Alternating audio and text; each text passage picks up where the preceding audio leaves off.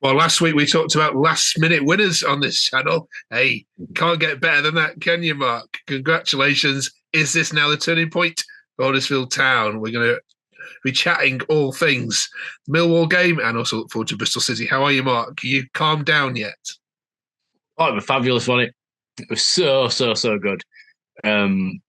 Is it the best last minute winner? I don't think so. I've still got to have that for Watford, but I sent a tweet out literally an hour before kickoff on a sort of team news saying, "Stop playing for contracts. Stop playing for this. Play because you want to win it for the team on your shirt. Like literally, do everything you can, and ultimately."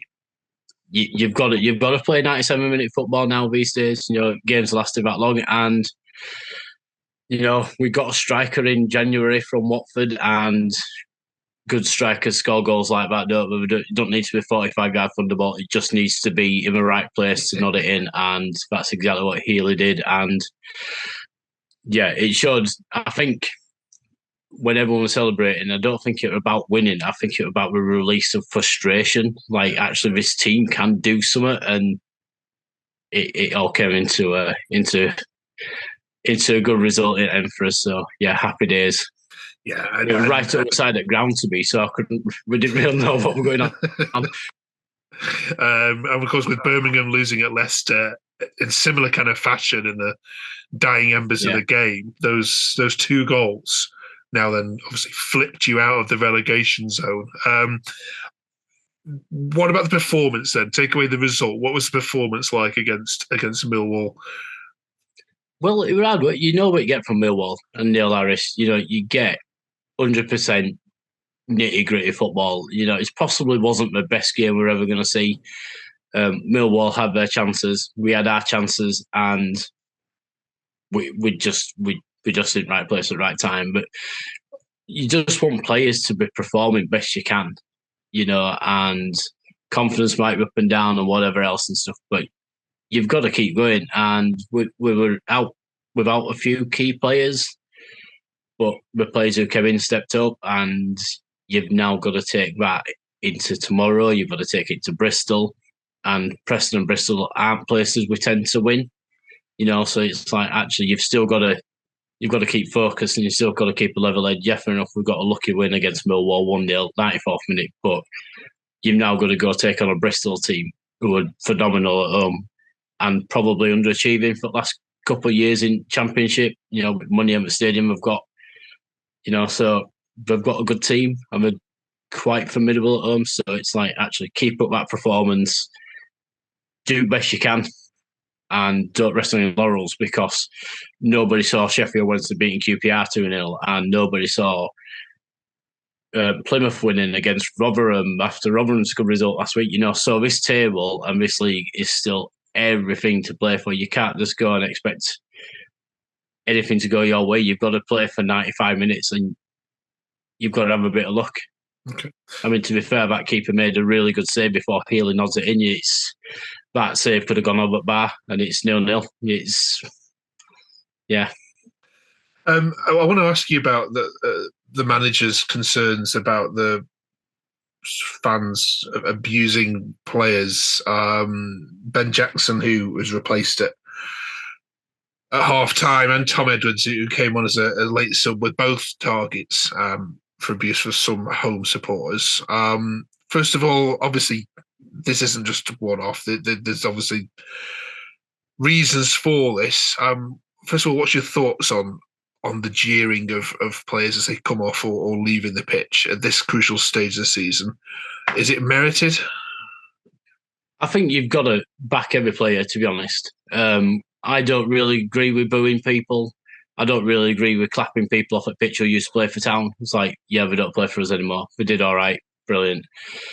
Booing people, it's awkward. And if you need people to be on side and be professional and be playing for the badge, you need to be playing for them as well. You can say what you want off of it all or whatever else, but there's no point booing at full time or at half time, because things might have just gone your way. I mean, some times I've seen fans booing this season, it's probably because referees had a really crap game. What about these? What about these specific players, though, Mark? What about Ben Jackson? I don't get Ben Jackson because Ben Jackson's a Town Academy player, so he's coming through. He's doing really, really well. I think Tom Edwards, people think about the Leeds game and when he got absolutely destroyed by Somerville, and I think short-sightedness and things like that, because actually when we went down to Watford, he came on and he did kind of change the game for us. I think there's a player in there in him, but maybe he needs to be fitter, maybe he needs to have more time playing for the first team, but we don't know what happens Monday to Friday. Brian Wright obviously sees him and says, right, you're going to do that, you're going to offer an outlet, but I can't see why people want to boo him. Ben Jackson especially. Tom Edwards, I think it's just that Leeds United thing, that game where he played at Leeds, but you can't judge one player on one game. It's like judging one player for scoring one goal and then saying he's the world's best striker because he scored that goal, but actually his return's rubbish. So I don't get it. I don't get why particularly those players, but I feel people want a frustration. I think people want an outlet. And I think, unfortunately, they're the pantomime villains this year. And especially the Ben Jackson one, I don't understand that at all because he literally is a homegrown Town player. So why would we want to boo him? And I know I've seen it in ground. So my general question to football fans is but why are we saying that? And why is that happening? If you can give me a really good reason for it, I could understand your point of view. But half the time, it's it's just because of crap. Just because the crap's not good enough, there's got to be a proper reason behind it. And I find it frustrating because at the end of the day, they're wearing the shirt and they're trying to do something. And he came on, he played for the team, we've got to win. Okay. I don't get it. We're recording this. We're recording this before the Preston game, so we are previewing. We don't know the result of that, but we'll have a chat with our Bristol City fan now. We're travelling down to Ashton Gate. Hi Sam, how are you? Yeah, I'm good, thank you. And yourself? Not too bad. Thank you for joining us on the Huddersfield View.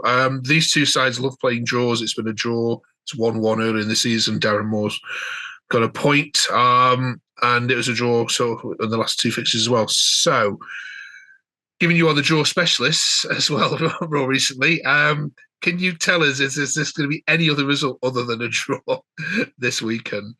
Yeah, obviously I'm hoping for the 3 points this weekend, but Huddersfield, the best thing they can come down to Ashton Gate and do is sit back, put men behind the ball and let us play, because that seems to, no disrespect to Huddersfield, the teams down the bottom do that to us and they catch us out quite a bit.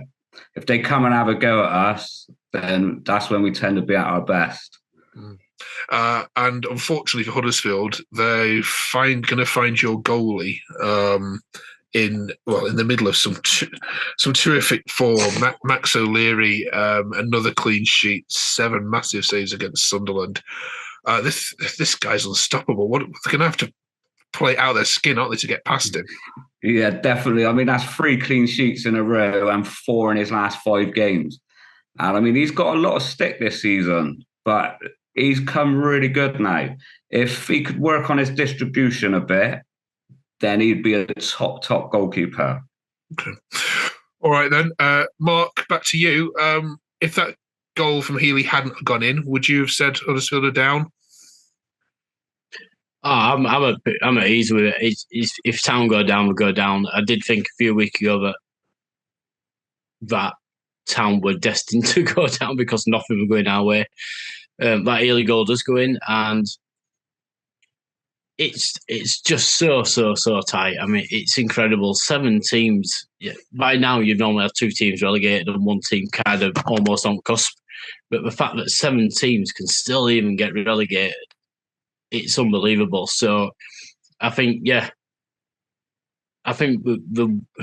best thing for Town this weekend would be just to let Bristol just do what they do with the ball. So whether they're an attacking team, I'm not sure, but it's whether they're comfortable keeping the ball to do stuff like that. Because don't forget, we've had Naki Wells playing for us. We know what he does. He does exactly what Carlin Grant does. He comes in front left and takes a shot, and that's kind of how it is. It's for players like Patterson and all those kind of like midfield little maestros what we've got who are doing the job. But I think I think if Ely don't score that goal this weekend, you really are at panic stations, thinking you're not going to go to Bristol and Preston in the same week and get 6 points. You might get 3 points if you get a good result of one of them. But even 2 points out of the next 2 games would do us better than having no points at all. Okay. All right, let's get some predictions. Just a bit of advice when you're in Ashton Gate this weekend. Don't call them Bristol. They don't like that, do they, Sam? Definitely not, no. There's only one team in Bristol, and that's Bristol City. It's all Bristol. I mean, if that's the rugby team, Bristol. No, because if we're going to say Bristol Rovers, I'd have said Rovers. So Bristol City and Rovers are Rovers. So yeah, this whole I think what it is we don't actually have another team in our town or city to worry about. So it's like Notts County and Nottingham. So you'd say Forest or County. So it's kind of that for me. Sorry, but right, Sam, you're at home. You go first with your predictions for this one. It's 1-1 for me. Nailed on. Yeah, I'm going to go with a 2-1 home win and Naki Wells to get the winner this week. If Naki Wells scores, I'll eat my hat. I don't think he's scored against us yet, to be honest. Like sitting corner flag. Okay. Mark?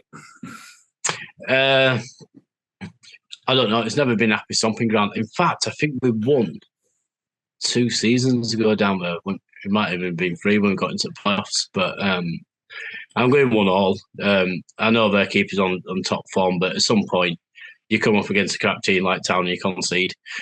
So I'm going to go 1-1. Okay. Yeah, you won a 3-2 in 2021 was the last time you won there. Yeah, that was it. All right. Well, thank you both for joining us. And if you're a Huddersfield Town fan, and please put a comment below. We've only got 3 more previews left after this. We're all behind you. Fingers crossed, Mark. Good luck. Yeah, fingers crossed. Thanks, Sam, for joining us on this Huddersfield special. Cheers.